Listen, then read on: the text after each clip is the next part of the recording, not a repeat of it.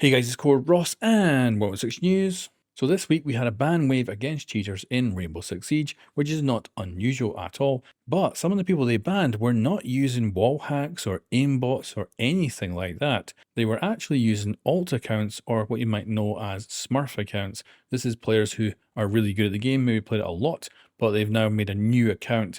They've deliberately jumped in at a lower skill rating so that they can quite easily crush the opponents.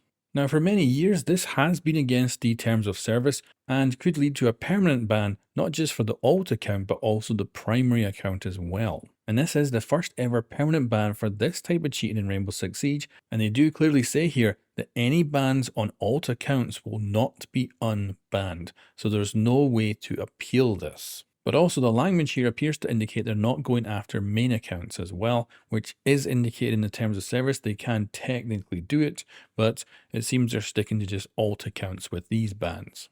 However, there is a worrying thing here, which is them saying that their false positive rates are very low.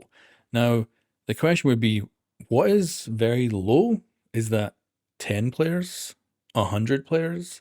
1,000 players with a player base the size of Siege? How many is very low for false positives? Very much reminds me of that speech from Star Trek. How many people does it take, Admiral, before it becomes wrong? 1,000? 50,000? 1,000,000?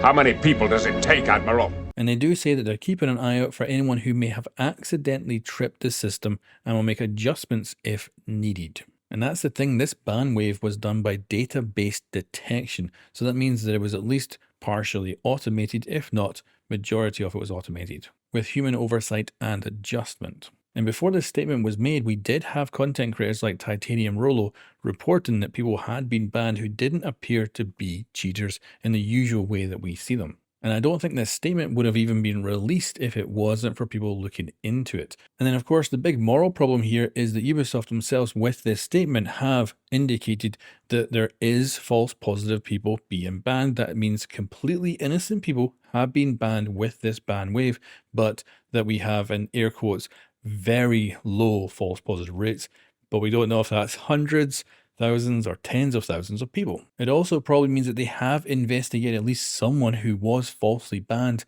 and potentially reverted that ban since the ban wave happened. So yeah guys, how many innocents is too much? I'd also bring up the fact that many Twitch streamers and YouTubers have alt accounts that they play on, and sometimes they can be because they want to have a more relaxed time at a different skill level, and I kind of assume the automated system is probably just going to skip over them when it's looking at the data. And then guys, let's do a little experiment in the comments below, and that is to simply say in the comments below, I know no one that was banned, or I know someone that was banned, and we maybe figure out how big this was. If a lot of people know someone who was banned, that would mean that it's a big ban wave. If only a few people, then it might be quite a small ban wave. But anyway guys, thanks for watching, and I'll catch you next time.